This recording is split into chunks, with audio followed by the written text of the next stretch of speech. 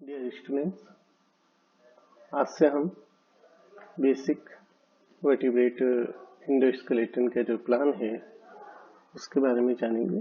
मैं doctor Prakash Chandra Sharma, department of zoology, government college Ajmer. आइए, सबसे पहले आप ये समझिए कि जो स्केलेटल सिस्टम है वो दो भागों का या दो प्रकार का होता है। एक एक्सोस्केलेटन, दूसरा इंडोस्केलेटन। जो एक्सोस्केलेटन है, नाम से ही जाहिर है, बाह्य, वो इंटेग्यूमेंट या विद इन इंटेग्यूमेंट बना हुआ हो सकता है और उसमें डर्मल बॉन्ड्स, केराटिन, ये चीजें आपने पढ़ी हुई हैं। इंडोस्केलेटन इसके विपरीत बॉडी में अंदर मौजूद होता है और इसका जो स्रोत होता है वो सामान्यतः मेसोडर्म और अन्य स्रोत होते हैं इसका इंटेग्यूमेंट से डायरेक्टली कोई कनेक्शन नहीं होता है। लेकिन यहाँ ये ध्यान रखिए कि इंडोस्केलेटन में जहाँ हम कई फाइब्रस, कनेक्टिव टिश्यू, बोन और कार्टिलेज को इंक्लूड करते हैं, इसको आप सब डिवाइड कर सकते हो बॉनी इंडोस्केलेटन के रूप में जो बोन से बना हुआ है, कार्टिलेजिनस इंडोस्केलेटन के रूप में कार्टिलेज से बना हुआ और नोटोकॉर्ड। लेकिन ये बहुत मुश्किल है कि हम इंडोस्केलेटन और एक्सोस्केलेटन को अलग अलग प्रकार से एग्जामिन करें, क्योंकि कई बार जो थर्मल बॉन्ड्स होती हैं जो कि एक्चुअली एक्सोस्केलेटन होगा, इंटेग्यूमेंट से डिराइव्ड थर्मल बॉन्ड, वो बॉडी में डीप चली जाती हैं और एसोसिएट हो जाती हैं इंडोस्केलेटन की बॉन्ड्स के साथ में। ऐसी स्थिति में ये पता लगा पाना बहुत मुश्किल होता है कि कौन सा एक्सोस्केलेटन की बॉन्ड है, कौन सा इंडोस्केलेटन की बॉन्ड है। तो बेहतर यही रहता है कि हम इसे इंडोस्केलेटन और एक्सोस्केलेटन जैसी डेफिनेशन में न बांध के हम स्केलेटन को दो प्रकार की यूनिट में विभाजित करें। वन इज क्रेनियल स्केलेटन, जो कि ब्रेन और ब्रेन केस से रिलेटेड है, जिसमें तीन प्रकार के क्रेनियल स्केलेटन हम देखने को मिलेंगे: स्प्लैंक्नोक्रेनियम, कॉन्ड्रोक्रेनियम और डर्माक्रेनियम। और सेकंड टाइप का आप जो स्केलेटन का यूनिट ले सकते हैं वो है पोस्ट क्रेनियल स्केलेटन, जो क्रेनियम से पीछे है, और उसके अंदर आ जाता है एक्सियल स्केलेटन। एक्सियल स्केलेटन में आपका वर्टिकल कॉलम, नोटोकॉर्ड ये आएगा, और एपेंडिकुलर स्केलेटन में जिसमें अपेंडेजेस आएंगे उसमें लिम्ब, गर्डल्स और एसोसिएटेड स्ट्रक्चर, ये चीजें इसमें शामिल हैं। नाउ आगे बढ़ते हैं। नाउ सबसे पहले हम बात करते हैं स्कल। तो वर्टिब्रेट्स में जो स्कल का सबसे एंशिएंट पार्ट है दैट इज कॉल्ड स्प्लैंक्नोक्रेनियम। ये आप इसको विस्सल क्रेनियम भी कह सकते हैं। जो प्रिमिटिव फिशेस हैं, साइक्लोस्टोमेट्स इवन, यहाँ तक कि आपको इसके ट्रेसेस फीडिंग एपरेटस के रूप में एम्फियोक्सिस में देखने को मिलते हैं, ये स्प्लैंक्नोक्रेनियम है। उसके बाद जो सेकंड आता है that is chondrocranium, made of cartilage. ये ब्रेन को सपोर्ट करता है और ये इंडोकॉन्ड्रियल बोन से या कार्टिलेज से या दोनों से मिलकर के बना हुआ हो सकता है। थर्ड जो स्कल का प्रकार है दैट इज कॉल्ड डर्माक्रेनियम। ये सामान्य तौर पे जो आउटर केसिंग है स्कल की वो फॉर्म करता है वर्टिब्रेट्स में। हाँ, यहाँ जो हम शब्द स्कल या ब्रेन केस का इस्तेमाल कर रहे हैं ये एक कलेक्टिव टर्म है। साथ ही साथ हम कहें कि ये एक मोज़ेक टर्म है जहां इन तीनों चीजों यानी कि स्प्लैंक्नोक्रेनियम, कॉन्ड्रोक्रेनियम, डर्माक्रेनियम का कंट्रीब्यूशन होता है। किसी में कम है, किसी में ज्यादा कंट्रीब्यूशन है। जैसे कि आप अगर इलेस्मो ब्रेन की बात करेंगे तो वहाँ डर्मेटोक्रेनियम का कंट्रीब्यूशन 0 है। क्रोकोडाइल की बात करेंगे तो उसमें ये तीनों हैं, लेकिन वहाँ डर्मा क्रेनियम का कंट्रीब्यूशन सबसे ज़्यादा है। तो अगर हम इलेस्मो ब्रेन की बात करते हैं तो इलेस्मो ब्रेन में जो कॉन्ड्रोक्रेनियम है वो एक्सपैंड होता है, इन्वेलप करता है, ब्रेन को प्रोटेक्ट करता है। तो इस प्रकार से यहाँ पर आप देख रहे हैं डर्माक्रेनियम अनुपस्थित है, बट कॉन्ड्रोक्रेनियम उसका प्रोटेक्शन का पूरा कार्य कर रहा है। अन्य वर्टिब्रेट्स में आप देखेंगे तो ये जो कॉन्ड्रोक्रेनियम है, ये कॉन्ड्रोक्रेनियम एडल्ट के अंदर इसकी अहमियत कम हो जाती है। डर्मेटोक्रेनियम जो है वो इम्पोर्टेंट रोल प्ले करने लगता है, लेकिन एम्ब्रियो के अंदर ये स्कैफोल्डिंग का कार्य करता है। स्कैफोल्डिंग का मतलब कि ब्रेन किस प्रकार से डेवलप होगी उसके लिए एक उसका स्ट्रक्चर प्रोवाइड करता है। नाउ हम आते हैं स्कल की मॉर्फोलॉजी पर। तो इलेस्मो ब्रेन में हम देखते हैं कि जो ब्रेन के चारों तरफ है वो कॉन्ड्रोक्रेनियम है, उसमें डर्मेटोक्रेनियम एब्सेंट होता है। ये काफी इलेबोरेट होता है, विस्तृत होता है, कार्टिलेजिनस केस है जो ब्रेन के चारों तरफ है। जबकि बोनी फिश और अन्य टेट्रापोड में देखेंगे तो जो डर्मेटोक्रेनियम है वो आपको प्रेजेंट मिलेगा और ये भी हाईली ऑसिफाइड मिलेगा। और यहाँ पर आपको तीनों सोर्सेज से मीन्स स्प्लैंक्नो, इसके अलावा कॉन्ड्रो और डर्मेटो, तीनों सोर्सेज से अलग अलग अनुपात में ये कंट्रीब्यूशन देखने को मिल सकता है।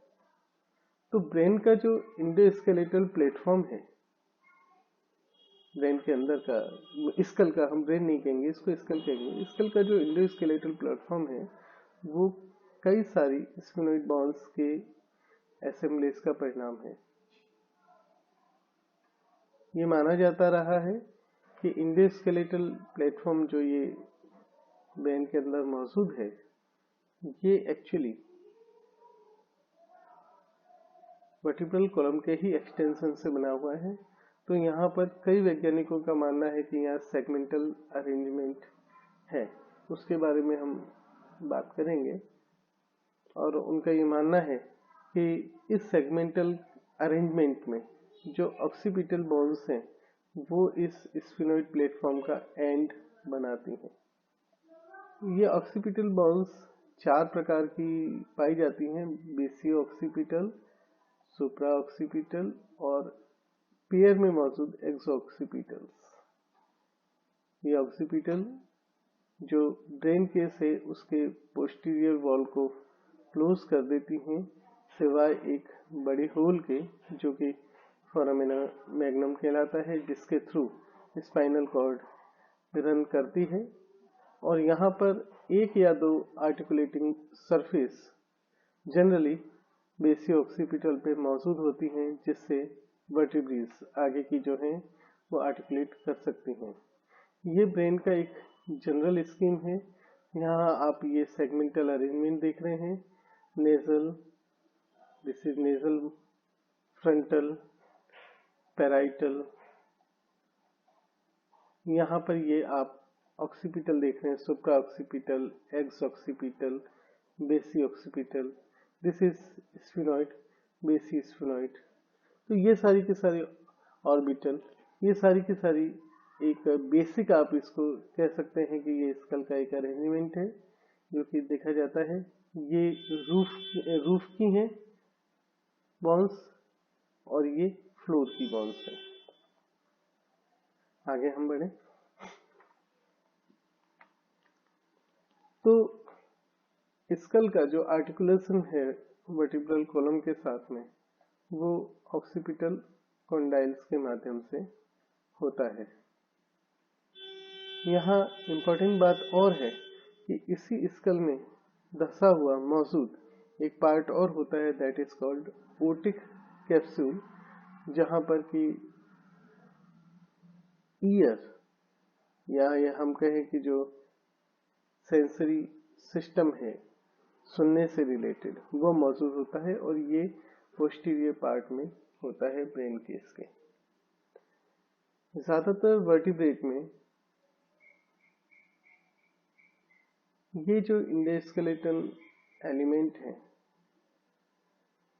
ब्रेन और सेंसरी ऑर्गन जिनको ये सपोर्ट करते हैं, ये एक एक्सोस्केलेटल एलिमेंट जो कि डर्मिस से डिराइव हुआ है उससे कवर रहते हैं, जिसको हम डर्मेटोक्रेनियम कहते हैं, और ये ब्रेन क्रिस्प फॉर्म हो रहा है। नाउ स्केल के साथ ही साथ दूसरी जो महत्वपूर्ण चीज और देखने को मिलेगी आपको वो है जॉ।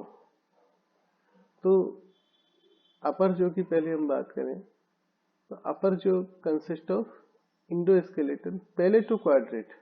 जो प्रिमिटिव वर्टिब्रेट्स हैं उनमें पैलेटो क्वाड्रेट से मिला हुआ होता है। कॉन्ड्रैक्ट फिश और प्रिमिटिव फिशेस में ये आपको फुली फंक्शनल दिखाई देगा। बॉनी फिश और टेट्रापोड्स के अंदर ये जो पैलेटो क्वाड्रेट है इसका कंट्रीब्यूशन कुछ लिमिटेड हो जाता है। दो डेरिवेटिव के माध्यम से ये कंट्रीब्यूट करता है, एपिटेरिगॉइड जो न्यूरोक्रेनियम से फ्यूज होती है और क्वाड्रेट जिसके माध्यम से लोअर जो सस्पेंड होता है। मेमल में ऐसा नहीं पाया जाता। मेमल्स के अंदर डर्मल मैक्सिला और प्री मैक्सिला जो होती हैं उनके माध्यम से ये पैलेटो क्वाड्रेट रिप्लेस कर दिया जाता है। लोअर जॉ की हम बात करें तो लोअर जॉ को हम मैंडिबल कहते हैं। इसमें जो सबसे इम्पोर्टेंट होता है वो मैकल्स कार्टिलेज है और कॉन्ड्रैक्ट फिश में केवल मैकल्स कार्टिलेज ही महसूस होती है। अन्य फिशेस और टेट्रापोड्स में मैकल्स कार्टिलेज परसिस्ट करती है, बट ये एक एक्सोस्केलेटन बोन जो कि डर्माक्रेनियम की बनी हुई होती है उसके अंदर इनक्लोज होती है और टीथ को सपोर्ट करती है। ये मैकल्स कार्टिलेज यूजुअली अनओसिफाइड रहती है, लेकिन फिशेस और टेट्रापोड्स के अंदर मैमल्स को छोड़कर इसका जो पोस्टीरियर एंड है वो बाहर की तरफ आर्टिकुलर बोन के रूप में, ओसिफाइड आर्टिकुलर बोन के रूप में निकला हुआ होता है। मैमल्स में जो लोअर जो है उसमें केवल एक सिंगल बोन पाई जाती है जिसको डर्मल डेंटरी कहते हैं। इसका जो एंटीरियर टूथ बियरिंग पार्ट होता है वो रेमस कहलाता है। जो क्लोजिंग जो मसल्स हैं वो कोरोनाइड प्रोसेस से इंसर्ट होती हैं जो कि डेंटरी का अपवर्ड एक्सटेंशन होता है। पोस्टीरियरली अगर हम देखें तो जो डेंटरी है वो मैंडिबुलर कॉन्डाइल फॉर्म कर रही है जो कि ब्रेन केस के ग्लिनोइड फोसा जो कि टेम्पोरल बोन में एक डिप्रेशन है उसके साथ आर्टिकुलेट कर रही है। इसके अलावा एक और महत्वपूर्ण चीज है वो है हायोइड अपरेटस। जो हायर अपरेटस है वो वेंट्रल डेरिवेटिव है स्प्लैंक्नोक्रेनियम का, जॉ के पीछे की तरफ। फिशेस के अंदर ये माउथ के फ्लोर को सपोर्ट करता है। जो हायर्ड अपरेटस के एलिमेंट्स हैं वो ventral part of hyoid arch उससे डिराइव होते हैं और ये मतलब जो कुछ ब्रेंकियल आर्क्स हैं उनसे मिलकर के ये बना होता है। जो हायर्ड अपरेटस है उसके अंदर जो मेन बॉडी होती है दैट इज कॉल्ड कॉर्पस और जो एक्सटेंशन है वो कहलाते हैं हॉर्न्स या कॉर्नुआ। मेमल्स के अंदर, ह्यूमन में भी जो डिस्टल एंड है हायर्ड हॉर्न का वो फ्यूज हो जाते हैं ओटिक रीजन के साथ में ब्रेन केस के और स्टाइलॉइड प्रोसेस फॉर्म करते हैं।